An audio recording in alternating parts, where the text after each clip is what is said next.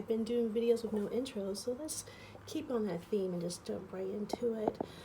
Basically, I wanted to give you guys an update on my unemployment journey. As you know, I got laid off earlier this year, and I did a couple of videos just documenting about that. I finally did find employment July 1st.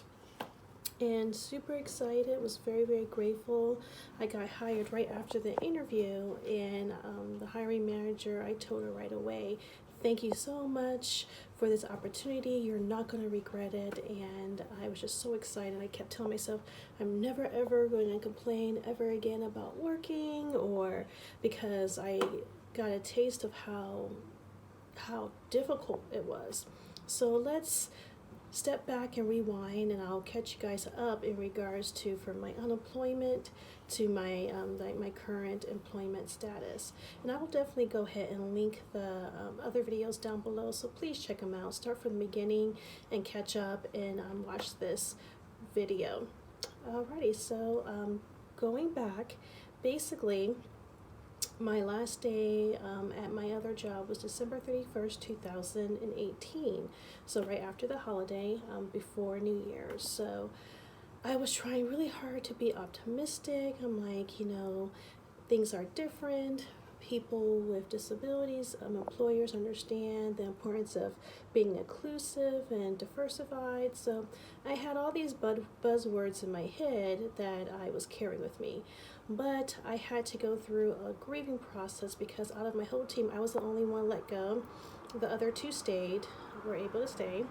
So I learned very quickly that with the unemployment process, I was going through the grieving process. So I went through anger, I went through sadness, depression, denial, and then finally acceptance. Sometimes I still have a tinge, I do stay in touch with a couple of people at my old job that I consider friends, and sometimes they share news with me that I get that tinge of jealousy because I made a really good wage.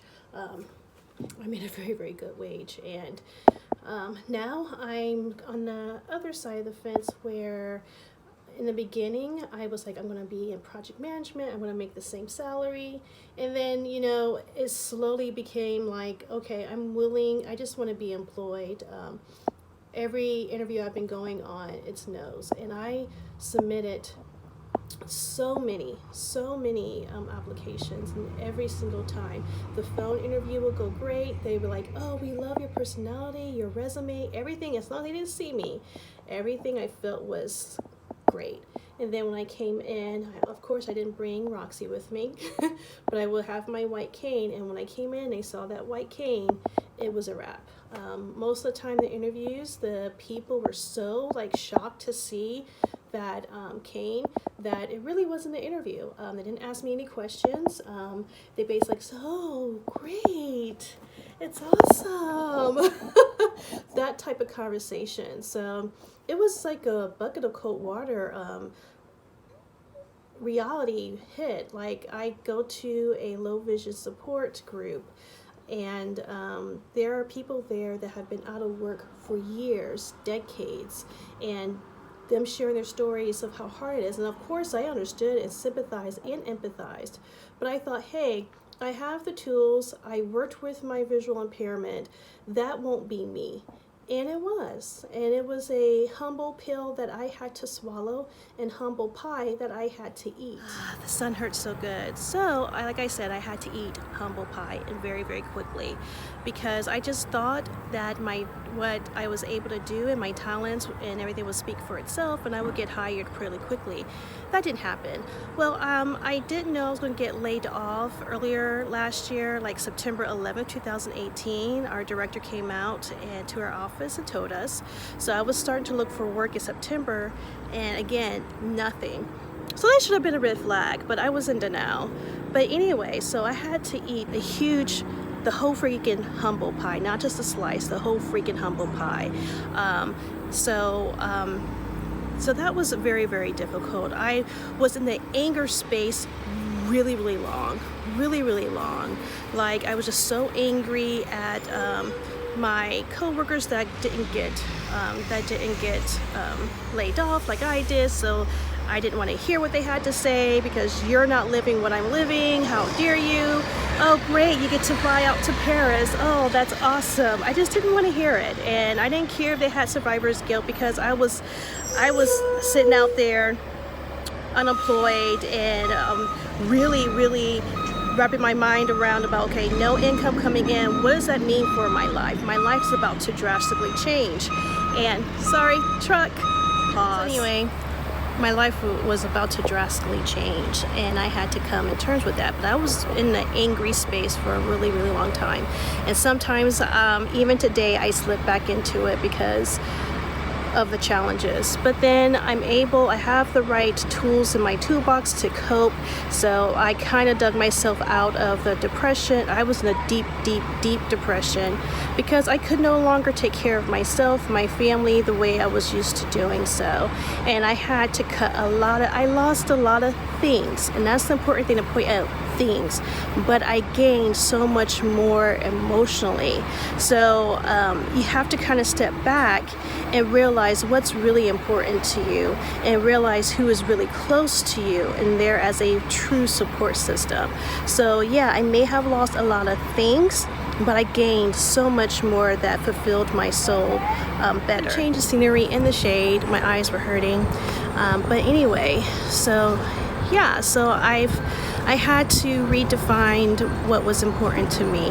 And I was telling my husband and a couple of new friends I met this year, that the universe, I think, was trying to put me in situations to humble me because I think I lost that humility to say it, which is weird to say out loud, you know. I lost the humility. I lost my touch and connection to the real working people. And that was eye-opening. It was really eye-opening. So with every no I heard from these employers that on their website and spouted inclusivity and diversity and have all these charity things that they support, it doesn't mean that they don't care about it. But when it's right there in your face and the possibility of you working amongst it every single day, it's fear, it's scary. And I had to understand I had fear of not being employed, and I brought across desperation in my interviews, and they had fear of liability. They had fear of never doing this before. They had fear of, well, I do this with sight. How in the world can she do this with absolutely no central vision and only some partial vision on her peripheral? I can't even imagine it. Well, it's hard to be empathetic and put yourself in other shoes if you never lived that experience or know what tools that people use or even give them an opportunity. So I will make it far to interviews, but as soon as, like I said, I stepped into the office for a face-to-face, I knew that was going to be the end of my interview journey with that employer. So my employer now that I'm with, it was a fluke. I wasn't going to answer my phone that day, and I just happened to answer the phone. And they called me in for an interview. I didn't really prep. I was like, I don't care. I wanted to continue my project management work, and that became realization that I wasn't going to get hired to do that. So I was looking at customer service, and there's nothing wrong with that, honey. Nothing at all. Sometimes you gotta start over to start again.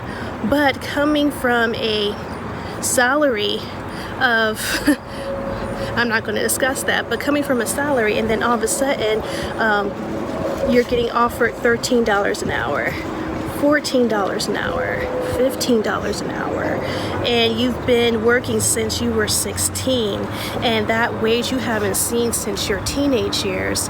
Again, it was extremely humbling because I was like, I can't even get hired. No one will accept me. And I know I can be able to do those positions. Please, I need some income. Now, I did get a severance. My severance was a lump sum. And I guess for some that would be great because you get all your money at once. But in Ohio, every year you work is 2 weeks of severance. So I had about 6 months of severance. But because it was in a lump sum, oh, the IRS, they loved it too. Most of that severance was taken from taxes.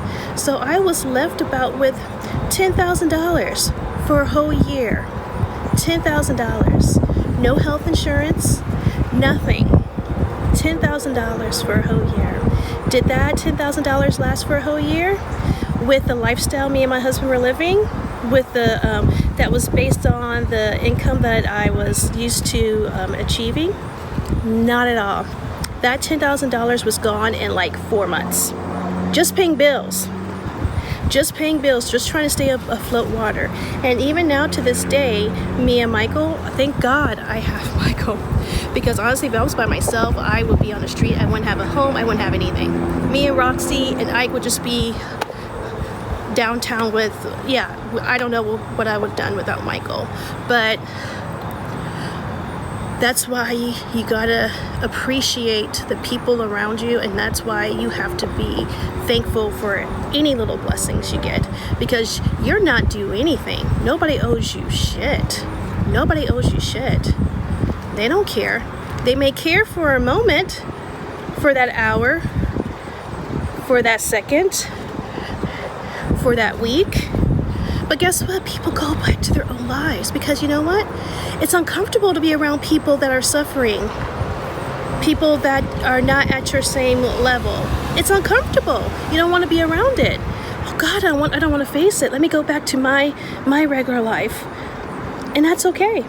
I mean, I was angry about it, but that's okay, because you know what, guys? I was one of those people. I was one of those freaking people that, oh my God, I can't imagine. But guess what? I did jump in that Uber car and went back to my regular life. And that person was left behind, even though we got to chat for a couple of hours, left behind to continue their hard life. So, to be one of those people, yeah. I think if you live in poverty or working paycheck to paycheck, you're the real heroes. You are. You got people in offices thinking of great ideas, innovative inventions. Yeah, who's that going to be able to pertain to? Maybe the upper echelon, maybe the upper middle class. But who really needs it? Who really needs it? Exactly, and you can't afford it. So, anytime I hear the word innovation, I cringe, because innovation for who? Not for me. Not for the majority of the people. It's not innovation for us, it's innovation for you and them. Who's them? I don't know, I'm not part of that group, so you have to share that with me. Okay, I'm getting angry, so I'm going to collect myself and come back.